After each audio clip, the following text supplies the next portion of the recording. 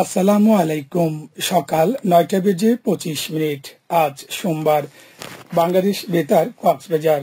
স্থানীয় খবরে স্বাগত জানাচ্ছি এস এম জসিম। আন্তর্জাতিক দুর্নীতি বিরোধী দিবস আজ। দিবসটির এবারের প্রতিপাদ্য দুর্নীতির বিরুদ্ধে তারুণ্যের একতা, গড়বে আগামীর শুদ্ধতা। ২২তম আন্তর্জাতিক দুর্নীতি বিরোধী দিবস উপলক্ষে দুর্নীতিবাজদের বিরুদ্ধে বড় ধরনের বার্তা দিতে চায় দুর্নীতি দমন কমিশন দুদক। এ উপলক্ষে কক্সবাজারে আজ পতাকা উত্তোলন, মানববন্ধন ও আলোচনা সভার আয়োজন করা হয়েছে।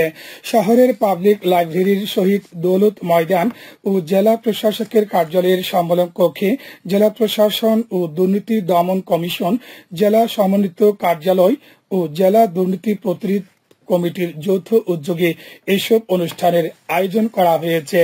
উল্লেখ্য, জাতিসংঘ ২০০৩ সাল থেকে ৯ ডিসেম্বরকে আন্তর্জাতিক দুর্নীতি বিরোধী দিবস ঘোষণা করে। বাংলাদেশ সহ বিশ্বের ১৯১টি দেশে একযোগে দিবসটি উদযাপিত হচ্ছে। এদিকে বাঙালি নারী শিক্ষার অগ্রদূত ও সমাজ সংস্কারক বেগম রোকেয়ার অবদান স্মরণে আজ বেগম রোকেয়া দিবস পালিত হচ্ছে। দিবসটি পালনে নারী ও শিশু বিষয়ক মন্ত্রণালয় দেশের নারীর ক্ষমতায়নে অসামান্য অবদানের জন্য নারীদের বেগম রোকেয়া পদক প্রদান সহ বিভিন্ন কর্মসূচি গ্রহণ করেছে। নারী শিক্ষার প্রসারে বেগম রোকেয়ার অবদানের কথা স্মরণ করে রাষ্ট্রপতি মোহাম্মদ শাহাবুদ্দিন এবং প্রধান উপদেষ্টা অধ্যাপক মোহাম্মদ ইউনুস আলাদা বাণী দিয়েছেন। দিবসটি উপলক্ষে কক্সবাজারে আলোচনা সভা ও জয়িতা অন্বেষণে বাংলাদেশ শীর্ষক কার্যক্রমের আওতায় জয়িতাদের সম্মাননা প্রদান করা হবে। সকাল ১১টায় জেলা প্রশাসন ও জেলা মহিলা বিষয়ক অধিদপ্তরের উদ্যোগে জেলা প্রশাসকের কার্যালয়ের সম্মেলন কক্ষে এসব অনুষ্ঠানের আয়োজন করা হয়েছে। কক্সবাজারে আজ অনুষ্ঠিত হচ্ছে আন্তর্জাতিক কিরাত সম্মেলন। কক্সবাজার হজ কাফেলা ট্যুরস অ্যান্ড ট্রাভেলস ও অনুবাদ কেন্দ্রের ব্যবস্থাপনায় এর আয়োজন করেছে আন্তর্জাতিক কোরআন তিলাওয়াত সংস্থা ইকরা কক্সবাজার জেলা শাখা। বৃহত্তর রোমালিয়ার ছড়া সমাজ উন্নয়ন পরিষদের সার্বিক সহযোগিতায় শহরের কেন্দ্রীয় ঈদগাহ ময়দানে আয়োজিত এই সম্মেলনে অংশগ্রহণ করবেন দেশ বিদেশের স্বনামধন্য কারিগণ।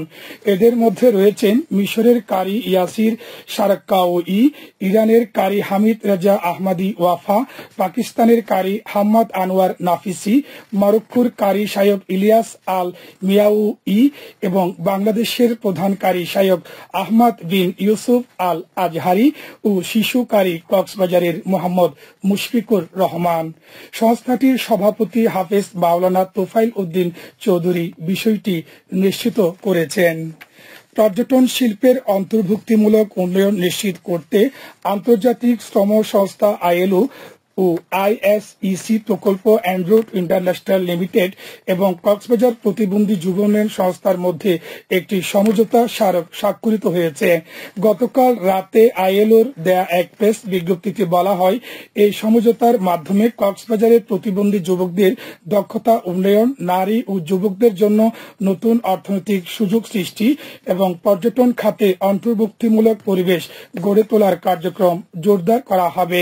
স্বাক্ষরিত এই সমঝোতায় উভয় পক্ষের ভূমিকা ও দায়িত্ব নির্ধারণের পাশাপাশি প্রকল্পের আওতায় উদ্যোক্তা প্রশিক্ষণ, লিঙ্গ ও পর্যটন শিষ্টাচার প্রশিক্ষণ এবং স্থানীয় পর্যটন উন্নয়ন কার্যক্রমে নেতৃত্ব প্রদানের কথা বলা হয়েছে।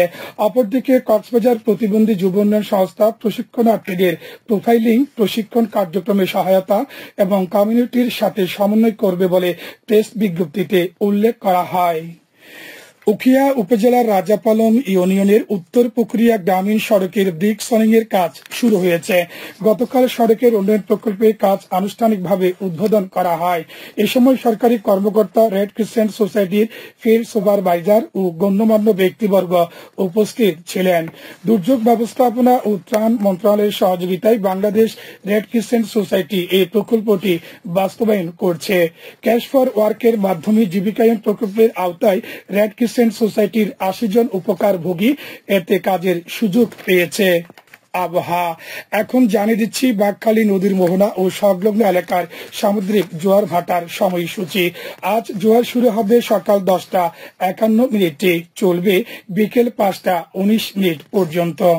সবশেষে পর্যটক বার্তা। পর্যটন নগরী কক্সবাজারে আগত ভ্রমণ পিয়াসুদের সাগরের পানিতে নামার পূর্বে সাবধানতা অবলম্বন করার জন্য অনুরোধ করা হচ্ছে। যারা সাঁতারে দক্ষ নন তাদের পানিতে বেশি দূর যাওয়া উচিত নয়। ভাটার সময় স্রোতের সাগরমুখী টান প্রবল হওয়ায় সাগরের গভীরে ভেসে যাওয়া এমনকি প্রাণহানির আশঙ্কা থাকে। সেই সাথে পর্যটকদের স্বাস্থ্যবিধি মেনে চলার পরামর্শ দেওয়া হচ্ছে। খবর শেষ হলো। আমাদের পরবর্তী খবর প্রচারিত হবে আজ দুপুর 2:55 মিনিটে।